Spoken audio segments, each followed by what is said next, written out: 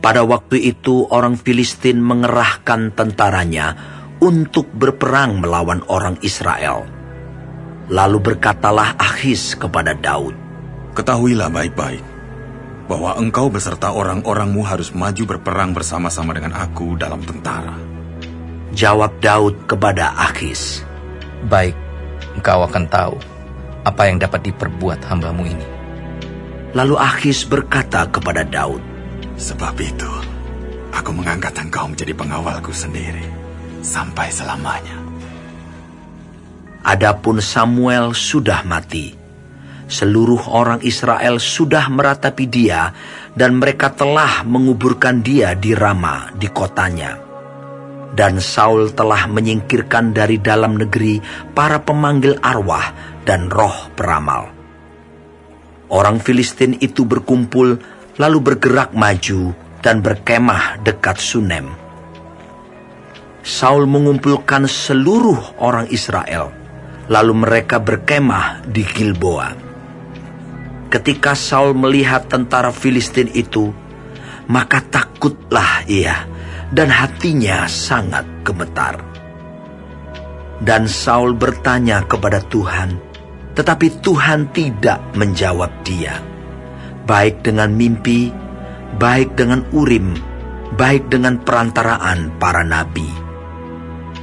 Lalu berkatalah Saul kepada para pegawainya, "Carilah bagiku seorang perempuan yang sanggup memanggil arwah, maka aku hendak pergi kepadanya dan meminta petunjuk kepadanya." Para pegawainya menjawab dia, "Di Endor ada seorang perempuan yang sanggup memanggil arwah." Lalu menyamarlah Saul, ia mengenakan pakaian lain, dan pergilah ia dengan 2 orang. Ketika mereka pada waktu malam sampai kepada perempuan itu, berkatalah Saul, "Cobalah engkau menenung bagiku dengan perantaraan arwah, dan panggillah supaya muncul kepadaku orang yang akan kusebut kepadamu." Tetapi perempuan itu menjawabnya, "Tentu engkau mengetahui apa yang diperbuat Saul, bahwa ia telah melenyapkan dari dalam negeri para pemanggil arwah dan roh peramal. Mengapa engkau memasang jera terhadap nyawaku untuk membunuh aku?" Lalu bersumpahlah Saul kepadanya demi Tuhan, katanya, "Demi Tuhan yang hidup, tidak akan ada kesalahan tertimpa kepadamu karena perkara ini." Sesudah itu bertanyalah perempuan itu, "Siapakah yang harus kupanggil supaya muncul kepadamu?" Jawabnya, "Panggillah Samuel supaya muncul kepadaku." ketika perempuan itu melihat Samuel, berteriaklah ia dengan suara nyaring. Lalu perempuan itu berkata kepada Saul demikian, "Mengapa engkau menipu aku? Engkau sendirilah Saul." Maka berbicaralah raja kepadanya. "Janganlah takut. Tetapi apakah yang kau lihat?" Perempuan itu menjawab Saul, "Aku melihat sesuatu yang ilahi muncul dari dalam bumi." Kemudian bertanyalah ia kepada perempuan itu. "Bagaimana rupanya?" Jawabnya, "Ada seorang tua muncul berselubungkan jubah." Maka tahulah Saul bahwa itulah Samuel. Lalu berlututlah ia dengan mukanya sampai ke tanah dan sujud menyembah. Sesudah itu berbicaralah Samuel kepada Saul, "Mengapa engkau mengganggu aku dengan memanggil aku muncul?"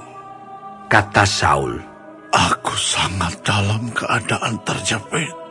Orang Filistin berperang melawan aku, dan Allah telah undur daripadaku. Ia tidak menjawab aku lagi, baik dengan perantara nabi maupun dengan mimpi. Sebab itu aku memanggil engkau, supaya engkau memberitahukan kepadaku apa yang harus kuperbuat." Lalu berbicaralah Samuel, "Mengapa engkau bertanya kepadaku? Padahal Tuhan telah undur daripadamu dan telah menjadi musuhmu. Tuhan telah melakukan kepadamu seperti yang difirmankannya dengan perantaranku, yakni Tuhan telah mengoyakkan kerajaan dari tanganmu dan telah memberikannya kepada orang lain, kepada Daud. Karena engkau tidak mendengarkan suara Tuhan dan tidak melaksanakan murkanya yang bernyala-nyala itu atas Amalek, itulah sebabnya Tuhan melakukan hal itu kepadamu pada hari ini. Juga orang Israel bersama-sama dengan engkau akan diserahkan Tuhan ke dalam tangan orang Filistin. Dan besok engkau serta anak-anakmu sudah ada bersama-sama dengan Daku. Juga tentara Israel akan diserahkan Tuhan ke dalam tangan orang Filistin." Pada saat itu juga rebahlah Saul memanjang ke tanah, sebab ia sangat ketakutan oleh karena perkataan Samuel itu. Juga tidak ada lagi kekuatannya, karena sehari semalam itu ia tidak makan apa-apa. Perempuan itu mendekati Saul lalu melihat bahwa Saul sangat terkejut. Kemudian berkatalah perempuan itu kepadanya, "Lihat, budakmu ini telah mendengarkan permintaanmu. Aku telah mempertaruhkan nyawaku dan mendengarkan perkataan yang kau katakan kepadaku. Oleh sebab itu, kiranya engkau pun mendengarkan permintaan budakmu ini. Izinkanlah aku menyajikan kepadamu sepotong roti. Makanlah, supaya ada kekuatanmu apabila engkau berjalan pula." Tetapi Saul menolak dan berkata, Aku tidak mau makan. tetapi ketika para pegawainya serta perempuan itu juga mendesak, maka didengarkannyalah permintaan mereka. Lalu bangkitlah ia dari tanah dan duduk di balai-balai. Perempuan itu mempunyai seekor anak lembu tambun di rumahnya, maka segeralah ia menyembelih itu. Ia mengambil tepung, diremasnya dan dibakarnya menjadi roti yang tidak beragi. Dihidangkannyalah semuanya itu ke depan Saul dan ke depan para pegawainya. Lalu mereka makan. Kemudian bangkitlah mereka dan pergi pada malam itu juga.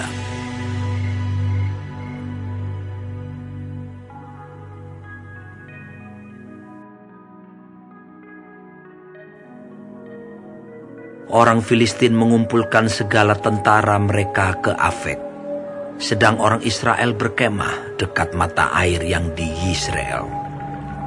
Maka ketika raja-raja kota orang Filistin berjalan lewat dalam pasukan-pasukan 100 dan 1000, dan ketika juga Daud beserta orang-orangnya berjalan lewat di belakangnya bersama-sama dengan Akhis, berkatalah para panglima orang Filistin itu, Apa gunanya orang-orang Ibrani ini? Jawab Akhis kepada para panglima orang Filistin itu, Bukankah dia itu Daud, hamba Saul, Raja Israel, yang sudah 1-2 tahun bersama-sama dengan aku, tanpa kudapati sesuatu pun kesalahan padanya, sejak saat ia membelot sampai hari ini. Tetapi para panglima orang Filistin itu menjadi marah kepadanya, serta berkata kepadanya, Suruhlah orang itu pulang, supaya ia kembali ke tempat yang kau tunjukkan kepadanya. Dan janganlah ia pergi berperang bersama-sama dengan kita, supaya jangan ia menjadi lawan kita dalam peperangan. Sebab dengan apakah orang ini dapat menyukakan hati tuannya, kecuali dengan memberi kepala-kepala orang-orang ini? Bukankah dia ini Daud yang dinyanyikan orang secara berbalas-balasan sambil menari-nari demikian? Saul mengalahkan beribu-ribu musuh, tetapi Daud berlaksa-laksa. Lalu Akhis memanggil Daud dan berkata kepadanya, Demi Tuhan yang hidup, engkau ini orang jujur, dan aku memandang baik. Jika engkau keluar masuk bersama-sama dengan aku dalam tentara, sebab aku tidak mendapati sesuatu kejahatan padamu, sejak saat engkau datang kepadaku sampai hari ini. Tetapi engkau ini tidak disukai oleh raja-raja kota. Sebab itu, pulanglah, pergilah dengan selamat, dan jangan lakukan apa yang jahat di mata raja-raja kota orang Filistin itu. Tetapi Daud berkata kepada Akhis, Apa yang telah kuperbuat? Dan kesalahan apa yang kau dapati pada hambamu ini? Sejak saat aku menjadi hamba kepadamu sampai hari ini, sehingga aku tidak boleh ikut pergi berperang melawan musuh tuanku raja. Lalu Akhis menjawab Daud, Aku tahu, engkau ini memang kusukai seperti utusan Allah. Hanya, para panglima orang Filistin telah berkata, ia tidak boleh pergi berperang bersama-sama dengan kita. Jadi, bangunlah pagi-pagi beserta orang-orang tuanmu ini yang datang bersama-sama dengan engkau. Bangunlah kamu pagi-pagi, segera sesudah hari cukup terang bagimu, dan pergilah. Lalu bangunlah Daud dan orang-orangnya pagi-pagi untuk berjalan pulang ke negeri orang Filistin, sedang orang Filistin itu bergerak maju ke Yisrael.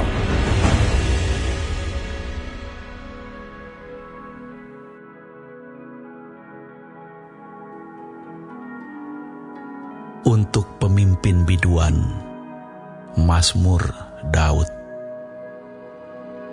Ya Allah pujianku, janganlah berdiam diri. Sebab mulut orang fasik dan mulut penipu terenganga terhadap aku. Mereka berbicara terhadap aku dengan lidah dusta. Dengan kata-kata kebencian, mereka menyerang aku dan memerangi aku tanpa alasan. Sebagai balasan terhadap kasihku, mereka menuduh aku, sedang aku mendoakan mereka. Mereka membalas kejahatan kepadaku, ganti kebaikan, dan kebencian ganti kasihku. Angkatlah seorang fasik atas dia, dan biarlah seorang pendakwa berdiri di sebelah kanannya. Apabila dihakimi, biarlah ia keluar sebagai orang bersalah, dan biarlah doanya menjadi dosa. Biarlah umurnya berkurang, biarlah jabatannya diambil orang lain. Biarlah anak-anaknya menjadi yatim, dan istrinya menjadi janda. Biarlah anak-anaknya mengembara tidak keruan dan mengemis, dan dihalau dari reruntuhan rumahnya. Biarlah penagih hutang menyita segala kepunyaannya, dan orang-orang lain menjarah hasil jerih payahnya. Janganlah ada orang yang tetap menunjukkan kasihnya kepadanya, dan janganlah ada orang yang sayang kepada anak-anaknya yang menjadi yatim. Biarlah dilenyapkan keturunannya, dan dihapuskan namanya dalam angkatan yang kemudian. Biarlah kesalahan nenek moyangnya diingat-ingat di hadapan Tuhan, dan janganlah dihapuskan dosa ibunya. Biarlah itu selalu diperhatikan Tuhan, supaya ingatan kepada mereka dilenyapkan dari bumi. Oleh karena ia tidak ingat menunjukkan kasih, tetapi mengejar orang sengsara dan miskin, dan orang yang hancur hati sampai mereka mati. Ia cinta kepada kutuk, biarlah itu datang kepadanya. Ia tidak suka kepada berkat, biarlah itu menjauh daripadanya. Ia memakai kutuk sebagai bajunya, biarlah itu merembes seperti air ke dalam dirinya, dan seperti minyak ke dalam tulang-tulangnya. Biarlah itu baginya seperti pakaian yang dikenakannya, sebagai ikat pinggang yang senantiasa dipakainya. Biarlah semuanya itu dari pihak Tuhan menjadi upah orang yang mendakwa aku, dan upah orang-orang yang berkata-kata jahat terhadap aku. Tetapi Engkau, ya Allah Tuhanku, bertindaklah kepadaku oleh karena nama-Mu. Lepaskanlah aku oleh sebab kasih setia-Mu yang baik. Sebab sengsara dan miskin aku, dan hatiku terluka dalam diriku. Aku menghilang seperti bayang-bayang pada waktu memanjang. Aku dikebutkan seperti belalang. Lututku melentuk oleh sebab berpuasa, dan badanku menjadi kurus, habis lemaknya. Aku telah menjadi cela bagi mereka. Melihat aku, mereka menggelengkan kepalanya. Tolonglah aku, ya Tuhan Allahku. Selamatkanlah aku sesuai dengan kasih setia-Mu, supaya mereka tahu bahwa tangan-Mu lah ini, bahwa Engkaulah, ya Tuhan, yang telah melakukannya. Biar mereka mengutuk, Engkau akan memberkati. Biarlah lawan-lawanku mendapat malu, tetapi hamba-Mu ini kiranya bersuka cita. Biarlah orang-orang yang mendakwa aku berpakaian noda, dan berselimutkan malunya sebagai jubah.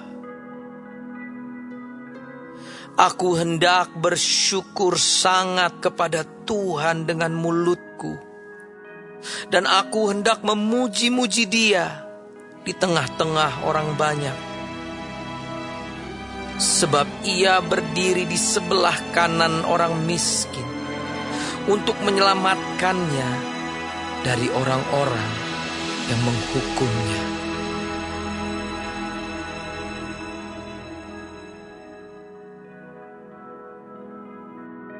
Setelah Yesus selesai berpesan kepada ke-12 muridnya, pergilah ia dari sana untuk mengajar dan memberitakan Injil di dalam kota-kota mereka.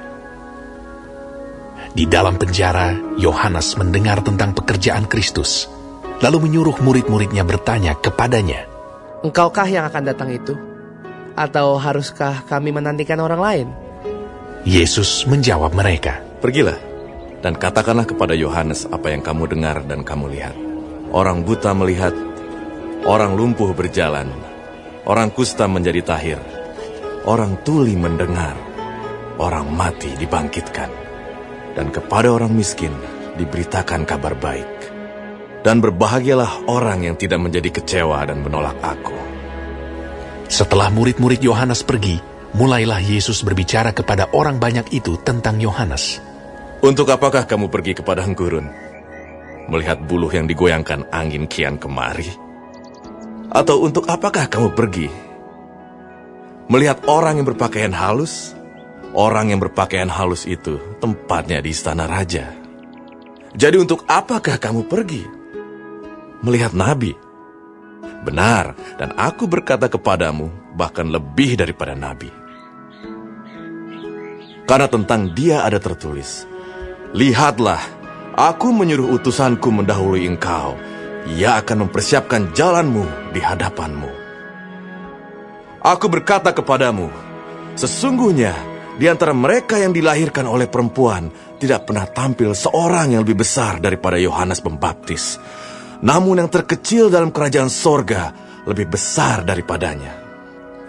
Sejak tampilnya Yohanes Pembaptis hingga sekarang, kerajaan sorga diserong, dan orang yang menyerongnya mencoba menguasainya. Sebab semua nabi dan kitab Taurat bernubuat hingga tampilnya Yohanes. Dan jika kamu mau menerimanya, ialah Elia yang akan datang itu. Siapa bertelinga, hendaklah ia mendengar. Dengan apakah akan kuumpamakan angkatan ini? Mereka itu seumpama anak-anak yang duduk di pasar dan berseru kepada teman-temannya. Kami meniup seruling bagimu, tetapi kamu tidak menari. Kami menyanyikan kidung duka, tetapi kamu tidak berkabung. Karena Yohanes datang, ia tidak makan dan tidak minum, dan mereka berkata, ia kerasukan setan. Kemudian anak manusia datang, ia makan dan minum, dan mereka berkata, lihatlah, ia seorang pelahap dan peminum, sahabat pemungut cukai dan orang berdosa. Tetapi hikmat Allah dibenarkan oleh perbuatannya. Lalu Yesus mulai mengecam kota-kota yang tidak bertobat, sekalipun di situ ia paling banyak melakukan mujizat-mujizatnya. Celakalah engkau, Korazim! Celakalah engkau, Betsaida! Karena jika di Tirus dan di Sidon terjadi mujizat-mujizat yang telah terjadi di tengah-tengah kamu, sudah lama mereka bertobat dan berkabung. Tetapi aku berkata kepadamu, pada hari penghakiman, tanggungan Tirus dan Sidon akan lebih ringan daripada tanggunganmu. Dan engkau, Kapernaum, apakah engkau akan dinaikkan sampai ke langit? Tidak, engkau akan diturunkan sampai ke dunia orang mati. Karena jika di Sodom terjadi mujizat-mujizat yang telah terjadi di tengah-tengah kamu, kota itu tentu masih berdiri sampai hari ini. Tetapi aku berkata kepadamu, pada hari penghakiman, tanggungan negeri Sodom akan lebih ringan daripada tanggunganmu. Pada waktu itu berkatalah Yesus, Aku bersyukur kepadamu Bapa, Tuhan langit dan bumi, karena semuanya itu engkau sembunyikan bagi orang bijak dan orang pandai, tetapi engkau nyatakan kepada orang kecil. Ya Bapa, itulah yang berkenan kepadamu. Semua telah diserahkan kepadaku oleh Bapakku, dan tidak seorang pun mengenal anak selain Bapa, dan tidak seorang pun mengenal Bapa selain anak, dan orang yang kepadanya anak itu berkenan menyatakannya. Marilah kepadaku, semua yang letih lesu dan berbeban berat. Aku akan memberi kelegaan kepadamu. Pikulah kuk yang kupasang, dan belajarlah padaku, karena aku lemah lembut dan rendah hati, dan jiwamu akan mendapat ketenangan. Sebab kuk yang kupasang itu enak, dan bebanku pun ringan.